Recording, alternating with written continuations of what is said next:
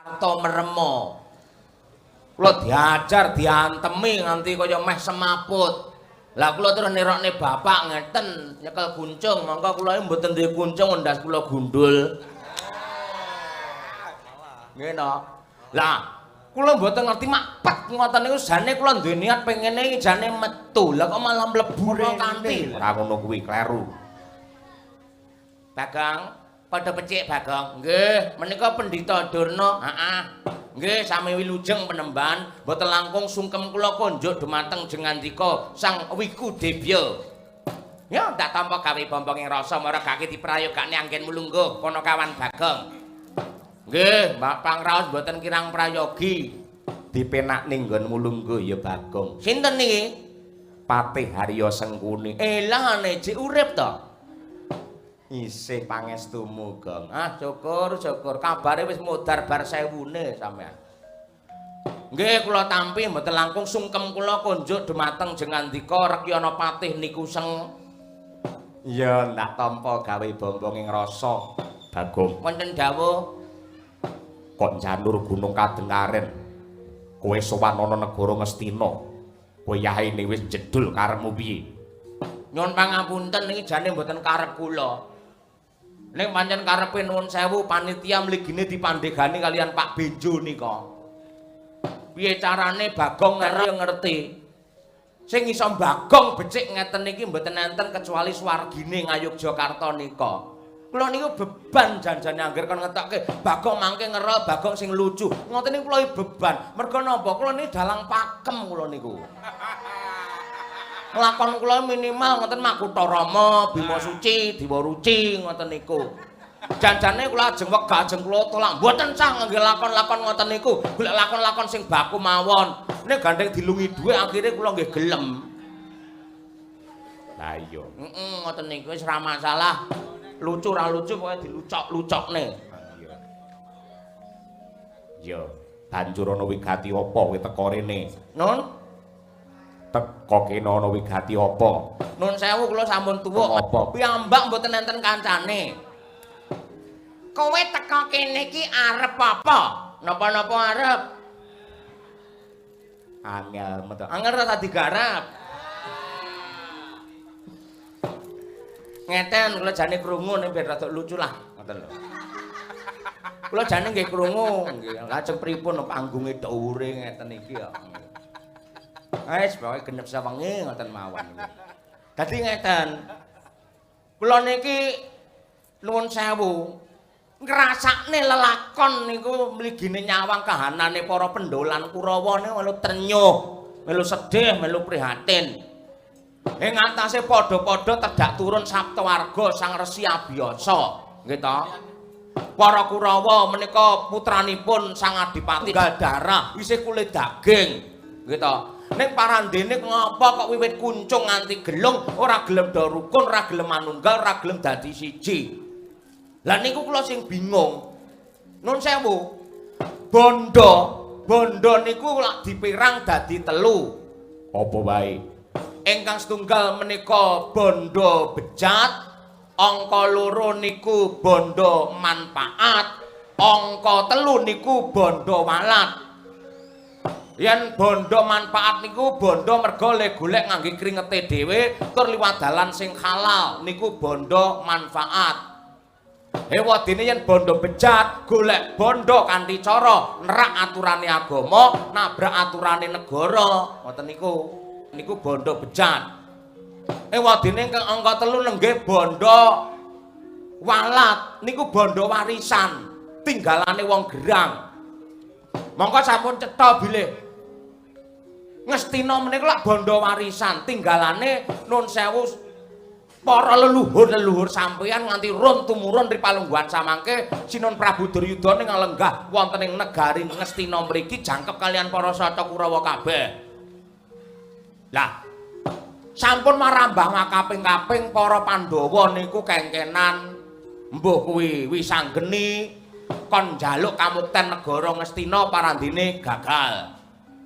Kongkonan Antasena gugat ning negara Ngastina gagal ra entuk gawe. akhire ra entuk gawe. Kula tok duwe rasa, duwe pamikir, kula merasa terpanggil hati nurani kula. Anggenipun kula kepengin ngemutaken dumateng Paduka Sinuwun Prabu Duryudana. Aja banget-banget anggene edan karo jabatan, aja banget-banget anggene mendem karo kadonyan. Derajat pangkat niku mung titipan, bondo niku mung sampiran. Yen sewanci-wanci dikersakne kalian Gusti, kula kalian panjenengan mboten saged swala. Tur bondo niku mboten digawa mati niku saestu. Nggih apa to nggih rebutan, nggih apa to nggih rayaan. Padu karo tangga, padu karo dulur, ngoten niku mboten manfaate babar pisan. Niku saestu. Lah ngeten. Gandeng sampun cetha yen dirunut manut alur karo aturan sejarah. Sing duwe hak nggih to, para Pandhawa to. Ning merga sampeyan niku serakah dakah-dakah sing nglungguhi dampar kepraban Ngastina sampeyan. Lah niki kula badhe ngluruske. Men sampeyan ora kakehan dosa ngono lho. Kula tak ngluruske sampeyan men slamet donya tekan akhir bondo lan ugi negari Ngastina niki ndang mangbalekke dumateng para Pandhawa sampeyan ndang mertobata marang Gusti ingkang Maha Kuwasa mumpung sampeyan isih urip. Engko lek sampeyan wis mati getun tenan.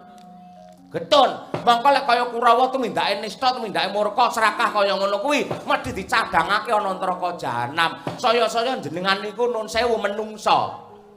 Menungsa niku derajate lak dhuwur dhewe. Menungsa duwe mutiara sing cacahe 4. Siji menika agama, loro moral, telu akal, 4 rasa isin. Agama niku pranatan saka Gusti ingkang tinulis wonten ing Weda Suci minangka tuntunaning kajiwan supaya menungsa pinaringan tentrem lahir batin, keselamatan donya tekan akhir. Niku agama. Angka kalih moral niku hubunganipun kalian budi pekerti tindak tanduk muna-muni solah sloga ingkang hanjok lawan kautaman, apik ing tumindak lan becik ing kelakuan. Niku moral. Angka telu akal. Niku nggih ngulir budi, ngulir nalar, miwir pikir. Lamun tok kepengkok lelakon apa wae, engko sing mubeng ki akale. Niku sing duwe ya mung menungsa. Angka 4 rasa isin. Rasa isin niku ya menungsa sing duwe. Buktine ora ana critane wedhus kok kathok menungsa diparingi agama, moral, akal, rasa isin. Ning parandene sampean nek kaya ngono ki piye? Ndepani bumine wong liya nek ora isin. Hah? Depane bumine para Pandhawa sampean kaya wong ra duwe agama, ra duwe moral, uteke ra iso nggih mikir. Lho, niki kedanjinan penggalih. Ayo do tobat, eling karo Purwa Duksina. Aja dibacok-bacokne anggene ngumbar murka kaya ngono kuwi to. Leng-lenging driya mangu-mangu. Mangun kong kanduan rimang. Lir leno tanpa kanen yen tantulusa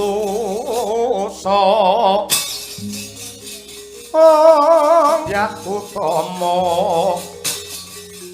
mangkono Srinarendra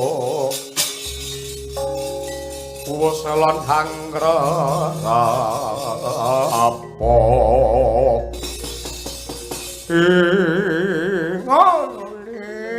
lho walu gembal manyar-manyar. Kakang Penemban Durna pripun? Kena ndak arani lamun to kowe iki wong kemewat kaya wong gegem jimat.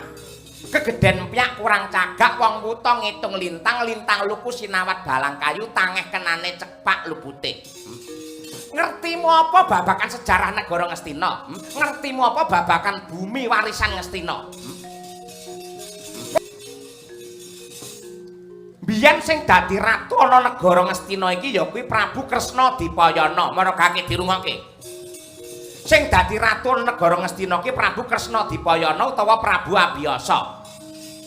Lah, yektine Prabu Abiyasa ki lak kagungan putra sing cacahe 3, sing mbarep ya kuwi Sang Destarata, angka 2 kuwi Sang Pandhu Dewanata, angka 3 Yama Widura.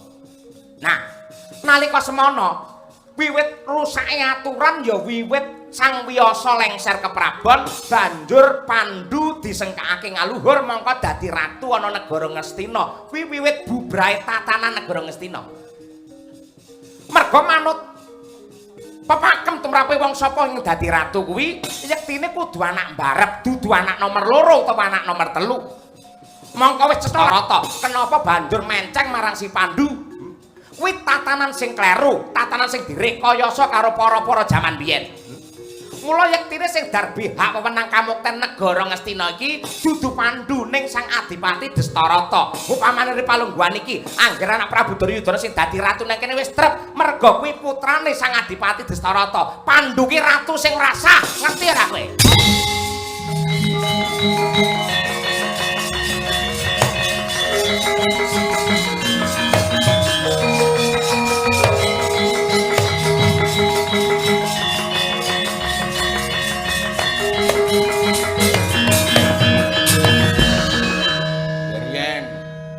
Dadi Pandu ratu sing ora sah.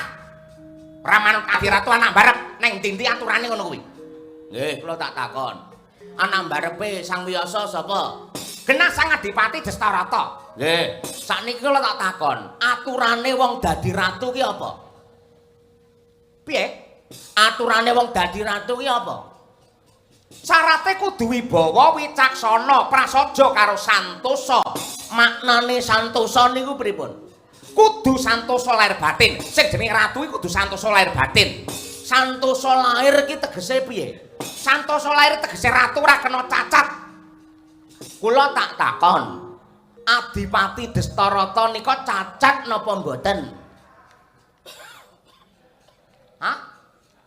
Kula tak takon aturane dadi ratu jare santosa, santosa lahir batin nggih mboten? Heeh. Santosa lahir ora kena cacat. Lah nggih kula tak takon, Adipati kabeh wong semene ngerti lamun to kae ratu picek. Piyayen Caca Netra Calahina ngene kira-kira kena dadi ratu ora manut aturan. Mang Kandha, Mang Sauri, kuwi nyalahi aturan. Wong cacat dadi ratu ya.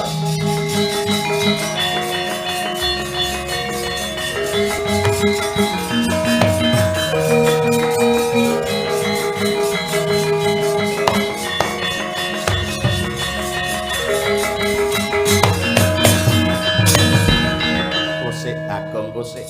Kuwi aja nganti klera-kleru.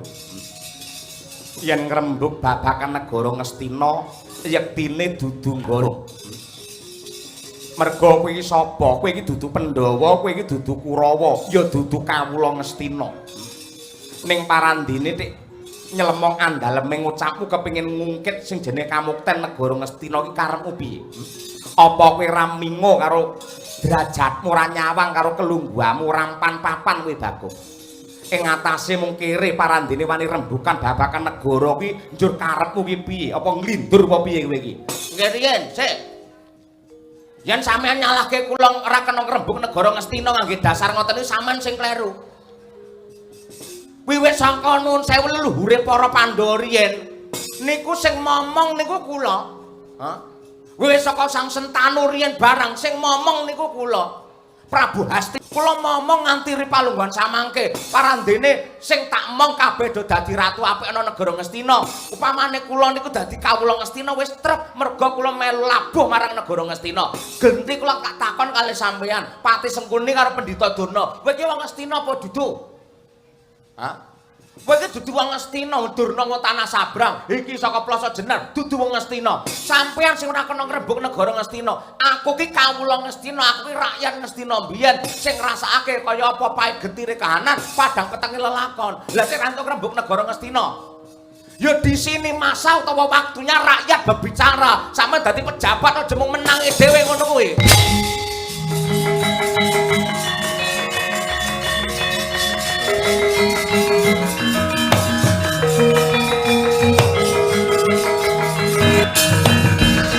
Kakian gunem sing tanpa guna ora ana pedahe guneman karo dagelan Bagong. Kartomarma, aja enak kape nak rangketen iki dagelan iki.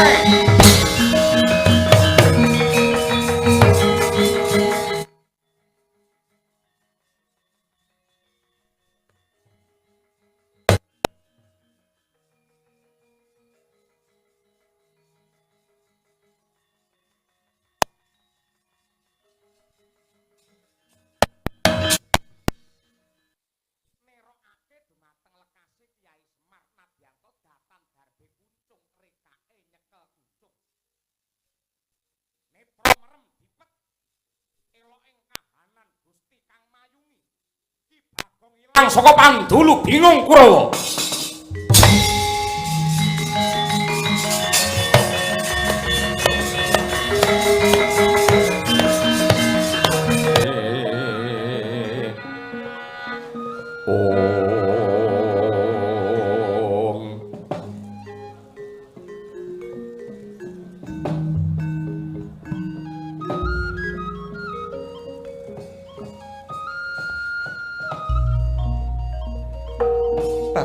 Tobat.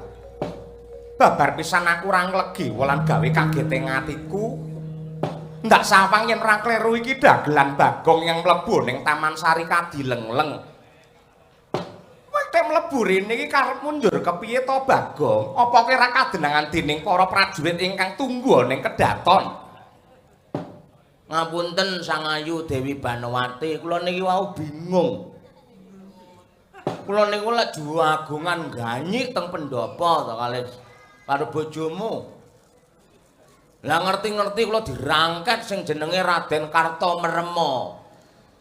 Kula diajar diantemi nganti kaya meh semaput.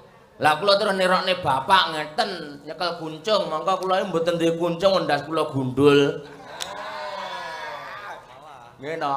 Lah kula mboten ngerti makpet ngoten niku jane kula duwe niat pengene iki jane metu. Lah kok malah mlebu rene lho. Sir kula iki metu malah mlebu meneh malah.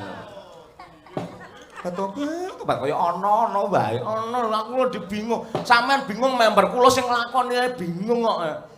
Kula jane ndonga pengen mulih teng Cepok Rejo teng desa kula. Mergo timbangane diamuk karo Kurawa tan murunga kula dadi pengewan-ewan. Bareng biar padang ngerti-ngerti enek taman sing apike kaya ngene.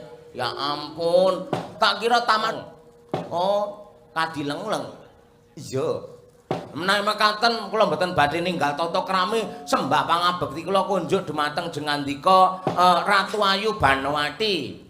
Ya ndak tampa Bagong ra liwat pangestuku mara gage tampanana. Nun inggih kula pundi mugi andadosaken jimat. Gandeng kula teng mriki keblasuk. Kula tak nyuwun pamit nggih. Awit kula niki teng mriki nganti mangke konangan kalih Kurawa malah saya remuk awak kula. Kapareng daya-daya nyuwun pangapunten, nyuwun pamit. Ripal jaman kula mentar saking ngarsa jengandika. Bagong kosik Bagong. Bagong, nun. Kosik. Enten napa? Ngerti kula kaya kedanan ngoten napa pripun jenengane? Kosik ta kosik? Apa? Kademen. Udu. Ngene iki tandha tandane lamun to wong sing lagi susah Bagong, susah. Lho, sampean iki bojo ratu lho, ha? Bandane pirang-pirang. Ha, dihormati wong pirang-pirang. Sing jenenge adi pirang-pirang keceh bondo kemul kamukten apa-apa ana sing ora ana kok nambahi. Kok iso sedih? Lho sedih sing pantes nggih kula ngeten iki no. Genara gablek apa-apa. Saiki iso mangan sesuk sik golek. Sesuk iso mangan sok mben sik golek. Sok mben iso mangan, sok mben arep mangan sapa kula sik bingung ngoten niku. Mangan apa? Lah nggih apa mangane karo sapa ngoten lho maksude. Lah sampean wong sugih mbrewu nomor 1 sak negara gagah lenjang-lenjang dalan teji kaya ngono apike kok iso sedih lho, kleru sampean. Sampeyan tandha lamun ta wong wedok sing ra pinter bersyukur karo Gusti. Kosik to. Kowe pengen ngerti apa ora sebab ya apa kok Banowati sedih? Mboten pengen ngerti, pengino. Kudu pengen kowe, kudu pengen. Nggih, lek pancen dipeksa monggo mang curhat enten apa? Nadyan to urip kuwi keceh bondo Ginarwa Narendra ya kuwi Sinun Prabu Duryudana kowe tak kandhani ya, Gong. Wiwit aku rabi nganti ripalungguhan iki ora nate aku ngrasake marem. Ora nate Banowati ngrasake tentrem lho, Bagong. Sebabe merga ingkang tak tuju yektine katresnanku dudu marang Sinuwun Prabu Duryudana. Aku iki ketemu kowe kaya rada sithik mari sing dadi kangenku, Pati. Ora ana liya kejaba bosmu dhewe ya kuwi Raden Janaka, Bagong. Hah? Masa sih? Iya. Lah niku lak masa lalu kula nggih kemutan sampeyan biyen nate pacaran karo Ndara Janaka. Ning bar niku lak sampeyan terus bedhot pacaran karo sapa neh bedhot, pacaran sapa neh bedhot ngono kuwi terus. Lah masa isih kelingan karo Raden kaya ngeplan kepiye kuwi katresnanku sing sepisanan. Sing jenenge katresnan sepisanan nganti mati aku ora bakal lali ya Bagong. Oh, gitu ya. Aku tek ra duwe ya rasa tresna kaya jenengan nek ora duwe kok. Kula blas ra duwe rasa tresna karo wong wedok sapa ra duwe ngono. Kula butuh lek pengen tumbas ngoten mawon. Wong elek ngene wong elek. Lah pripun nyatane sinten ta wong wedok sing gelem kalih kula? Lho, kan saiki kowe dolong aja kok wong wedok banci kalih kula gah lho. Hah? Aku kangen karo Kalih kula ora karo ndaramu lho Janaka. Aku kangen karo ndaramu Janaka, aku weruh kowe rasaku wis kidho, rasaku wis bingung, batinku wis lunjak-lunjak. Sing to batine lunjak-lunjake lek disawang piye to? Batin kok lunjak-lunjake lho. Mengko batin gene ning dada. Lah, lek lunjak-lunjak apa terus ndul-ndul ngono piye? Batin lunjak-lunjak Paribasane ngono kuwi Bagong. Mumpung kowe nang kene, aku gowen minggat aku petokno karo sing jenenge adhiku lanang sing tak tresnani ya kuwi Janaka. Tumrape Banowati luwih gampang tresnani wong lanang 1000 tinimbang lalekake siji sing wis ngegem jantungku ya kuwi si Permati. Bagong. Sik. Ngeriyen, sampean arep ngrangkul aku ta ki mau? Aku kangen Janaka ben rada ilang rasa kangenku. Aku kepengin ngrangkul abdine luwih dhisik, aku gendongen. Aku temokno karo si Janaka ya Bagong. Mboten saged ngoten niku. Kula kalian jenengane bukan mukrimnya. Iso bukan mukrimnya iso rangkulan nih lho. Terus jenengan lek ngrangkul kula, akhirnya malah semabut jenengan. Kula iki pirang-pirang dina radus. Ngoten niku, timbangane sampeyan mutah-mutah teng mriki malah cilaka niki mangke. Kula upamane matur dipun keparengaken napa mboten? Iya matura Bagong. Nah ngeten nggih. Jenengan kuwi yektine mboten ngoyak tresna suci. Nggih. Merga suci niku sakniki melu Mas Bagong. Golek ngono kuwi, golek ngono kuwi. Anu maksude ngene lho. Sing jenenge tresna suci kuwi aja nganti diridu karo sing jenenge hawa nafsu. Sampeyan kudu iso mbedakake cinta suci karo nafsu. Lek sampeyan ki jenenge nafsu janjane karo Ndara Janaka.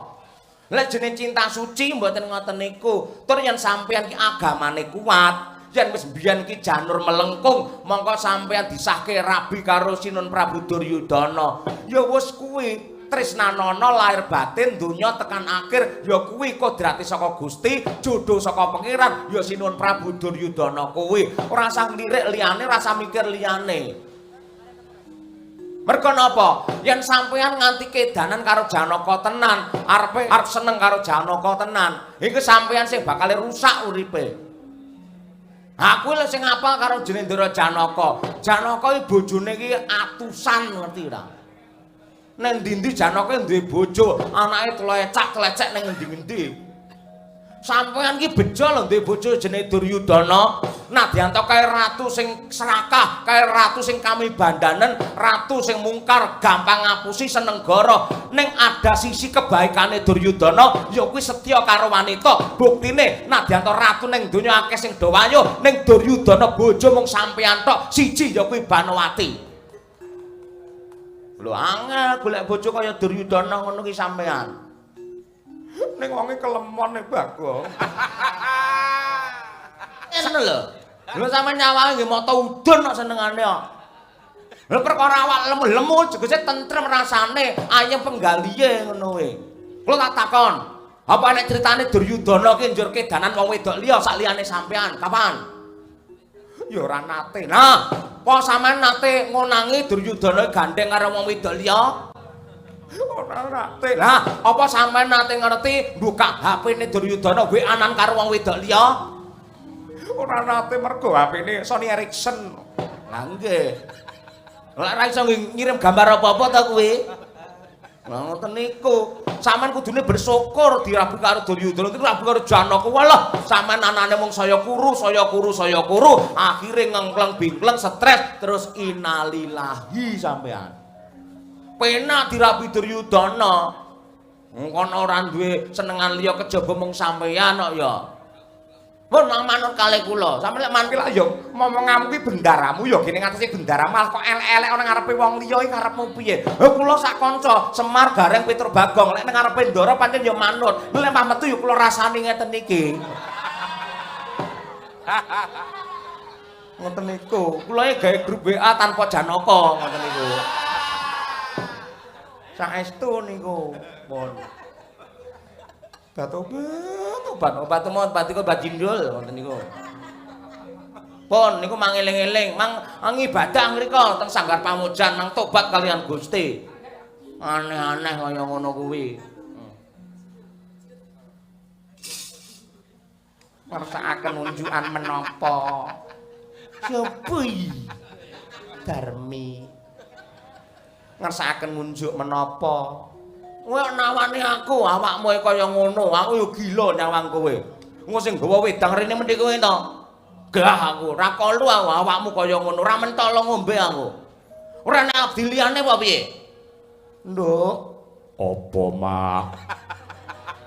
Rene ana dawuh apa biyung? Iki sowan ning endi, Mas? Urung sowan ning ndi genane kedaton kadirene ning ndi tak tutuk cengelmu lho ora. Rene.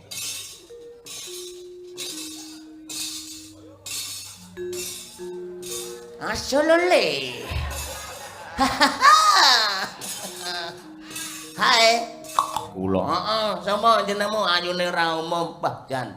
Ndangu dumateng kula nami kula pun Nawangsih. Nawangsih? Nggih. Edian, wong ayune kaya ngono. Mripate blalak-blalak, cantik kaya ngono, suarane apik, bodine entuk. Jan aku seneng. Wah, jan ra umum. Jenengan ajeng ngunjuk napa? Kopi. Pahit. Teh. Pahit.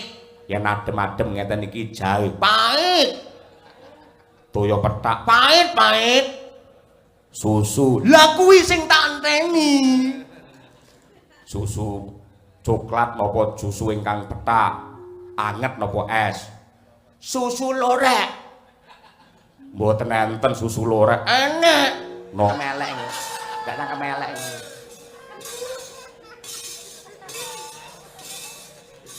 Senengamu nek kaya ngono ki ngopo to ora? Nika kan mriki melih nika lho. Ora ke duwe kewajiban ladi ning kedaton kok rene kono. Niki bar niki metu napa? Ya kenging sing tampil bar iki wong loro kae. Nek kula ningali teng mriki angsa. Oleh ning lekno. Iya, ningali nggih kedak mawon ben rapati stres mikir karo kahanan. Wis monggo karepmu ngono.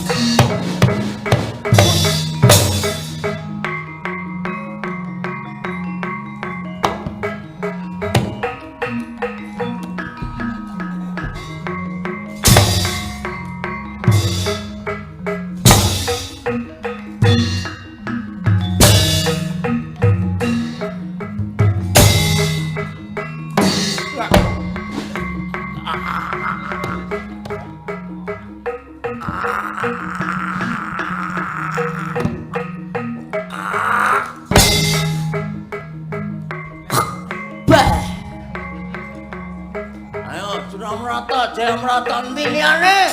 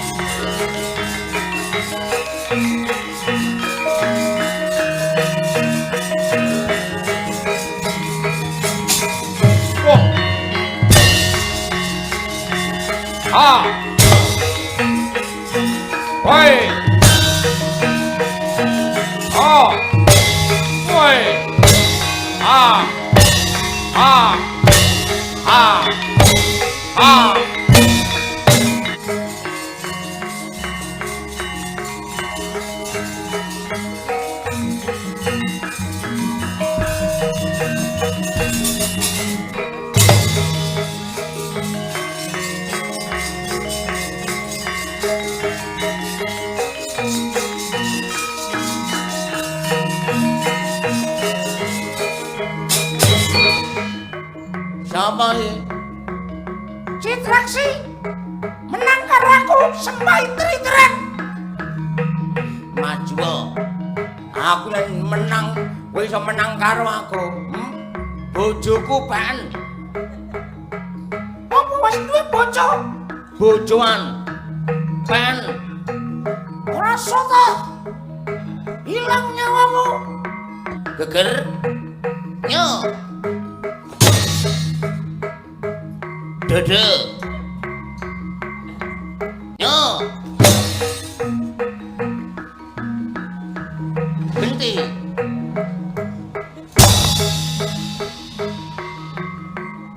Geger.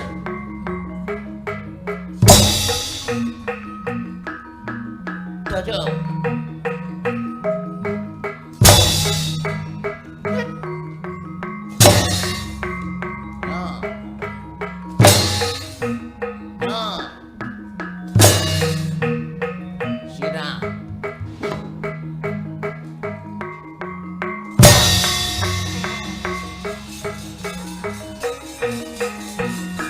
Sampluk gir